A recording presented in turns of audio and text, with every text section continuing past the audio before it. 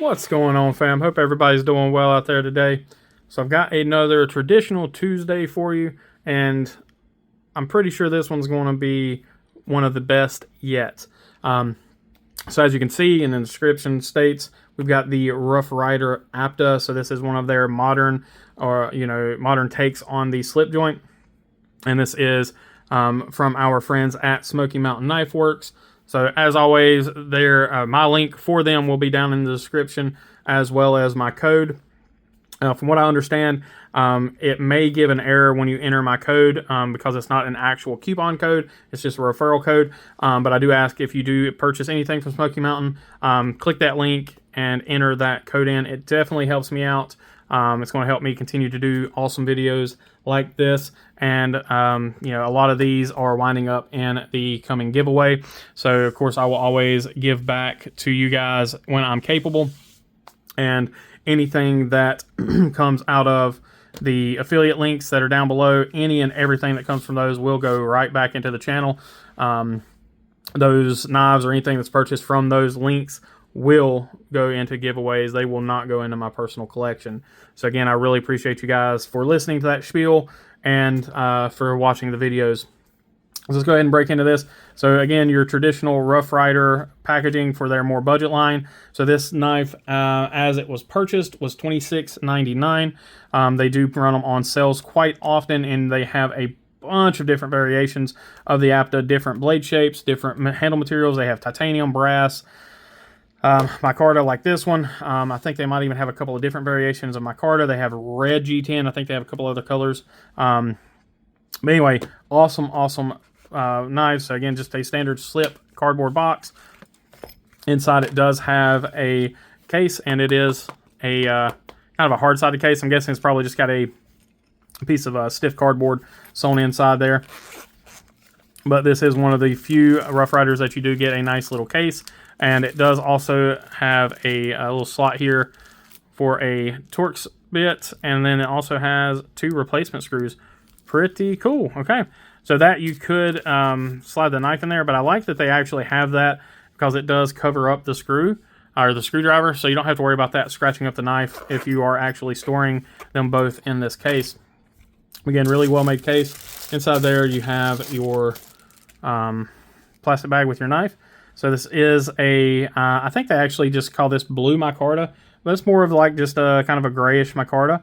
And then you have, if I'm not mistaken on this, actually titanium bolsters. I could be wrong. They could be just standard aluminum, but it looks titanium. I'll have to do some research on it. I'll put it up here. It's most likely just aluminum, judging by the price. So yeah, so far so good. We'll go ahead and wipe off any excess oil that I can see here just really quickly. That way when I do open the knife, it's already nice and clean for you guys. So far I am really impressed here. Now there are a few small, I'm not going to say defects, but there are a few small gaps in the micarta, which we'll see here in just a second as we zoom in. So as I've always stated, I'm going to show you guys every little thing that I find with these knives. And so aside from the little flecks of fluff from the microfiber, there you can see that first little bit of gapping there on the, right there between the micarta and the bolster. So again, not a huge deal. You actually can't feel it. Everything's smooth. All the transitions are smooth.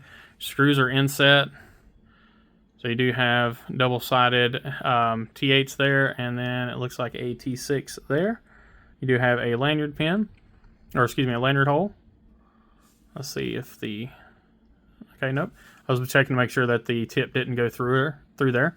And then your micarta on this side, and there you have the same sort of gapping there as on that side. Take a look at our back spring. So it is a stainless steel back spring. And then there you have just a little bit of gapping here on this side too. It's not anything that you can close up. So it's just again, just some slight gapping there. The back spring is flush. No issues there. Knife is perfectly centered. Now you can see the really nice 90-degree edge on that. Your bolsters look good. Yeah, not too shabby for a $25, $26 knife.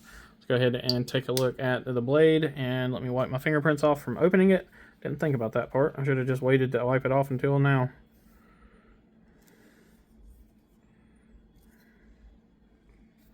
Alright. So of course I did get the Wharncliffe.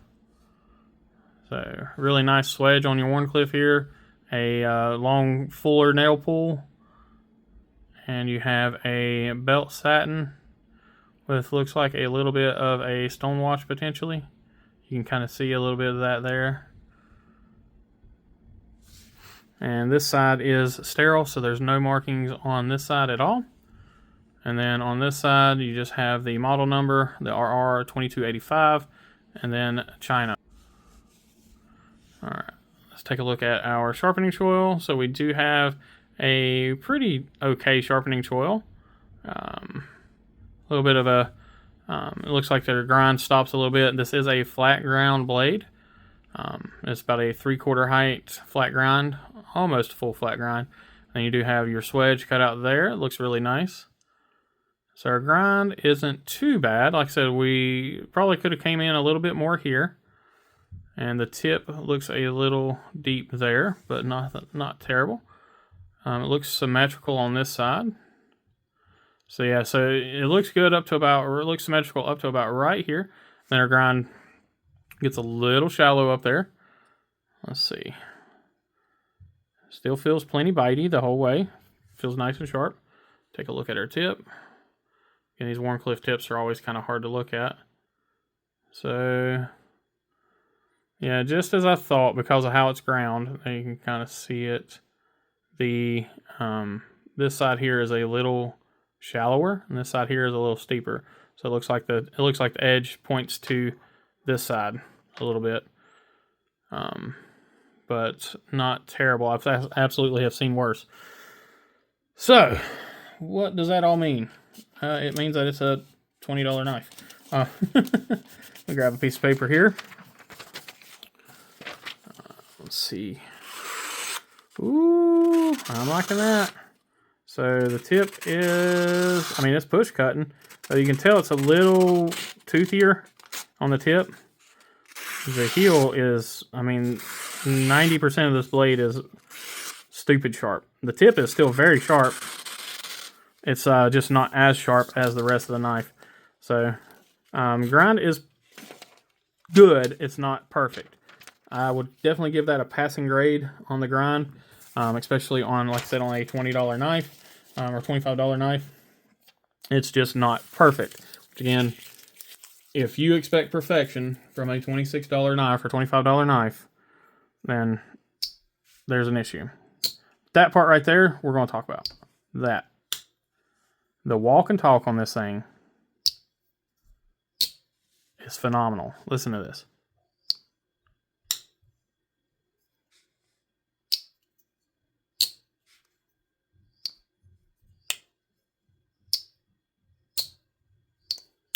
That is fantastic. Honestly, there's only one slip joint in my collection currently that has anywhere close to that same walk and talk, and it is 3 times the price. We'll talk about that knife in a couple of weeks. Now, I have not opened up, so just to give you guys so anybody that has watched this far, let me know in the comments. If you've seen up to this point, let me know in the comments, because you're about to get a sneak peek of everything we've got coming over the next, I don't know, 10 weeks. So there are 2 Rosecraft blade knives, a Chinese buck, a almost, see, what year was this thing made? A case from 2006. We've got 2 Rough Rider Reserves, a Rough Rider Classic Carbon, a Rough Rider Bolster Lock, a bag slip joint ×2, another Rosecraft slip joint, a Kizer double detent, and a QSP slip joint. So that is everything that we have coming for Traditional Tuesdays for the next, like I said, it's, you know, several weeks, like 10 weeks, I guess. There's 2, 3, 4, 5, 6, 7, 8, 9, 10, doing these together. So 11 weeks. 11 weeks worth of Traditional Tuesday videos. That's everything to come up. So I have not opened up the Rough Rider Reserve knives. I have not opened up the other 2 Rough Rider knives that are down there, because I really want to be surprised by them as I open them. But the bag, the Rosecrafts, all the other knives, literally all the other knives that we looked at just now, I have opened and checked them out. And the only one out of all of them so far that comes even close to this is the QSP, surprisingly enough. Or unsurprisingly, if you guys are aware of QSP's slip joint game, which is really, really, really good. This is really surprising. I'm not going to lie. I absolutely love this. Open, your back spring is still perfectly flush. In the hand, proper grip is phenomenal. And I may get some arguments on this. And if I do, so be it. You know, people are allowed to be wrong. Anyway, proper grip for a slip joint is not this. This is not what you do with a slip joint. It is this. This is your proper grip. The knife is choked up into the hand. Your thumb is half on the bolster, half on the blade, or if you have smaller hands or you're choked down, all on the bolster. You do not push on the back of the knife. That is not proper grip. This is your proper grip for a slip joint, because there is no way, no matter how hard you push, that you're going to break the back spring on this knife. It doesn't matter how light the detent or how light the spring is, or if this was a double detent knife. You're not going to close this knife unless you smack the back of it onto something, which is, you know, where people do spine whack tests, is because they say if they get scared or somebody surprises them or something, they jerk back and they hit something, then they could close it. In this case, if it does close in that position, you may get bit, especially on a knife, well, with a knife that has a half stop. You might get bit a little bit, but if you guys notice my grip here, this knife closes down. Yes, that blade is touching my finger, but it is not enough to cut me. So again, proper grip is everything. So that is how, sorry to go off on a tangent, but that is how you hold a traditional knife. Now then you can choke down, close it with one hand if you want to. Anywho, off the soapbox, walk and talk is great. Back spring is really, I mean, it's not strong, but, or it's not too strong, but it is strong. And then the 90 degree, I mean, the half stops are cut really well. I mean, it just sucks into that half stop, and it just, I am extremely impressed with this. This will be my new, probably my new carry slip joint.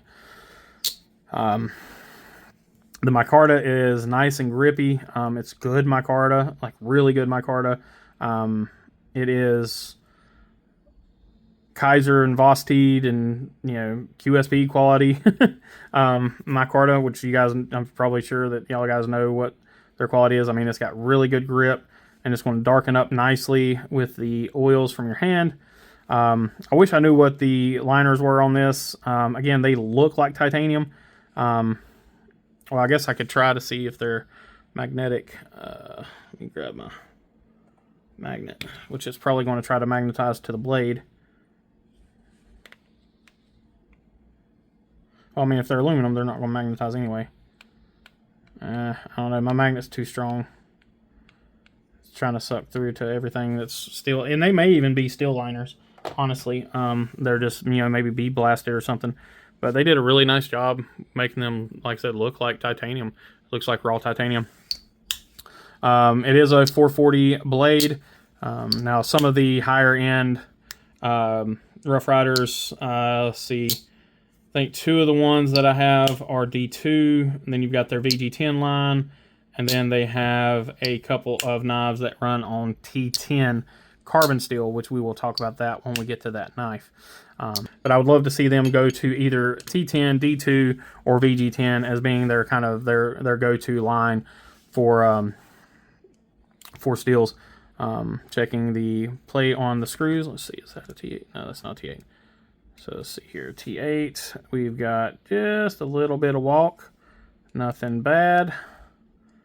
Just a little bit of walk there. T6. We got a little more walk in the T6s. Nothing too terrible. It almost makes me wonder if they, for some reason, did a T7. Let's see here. G7.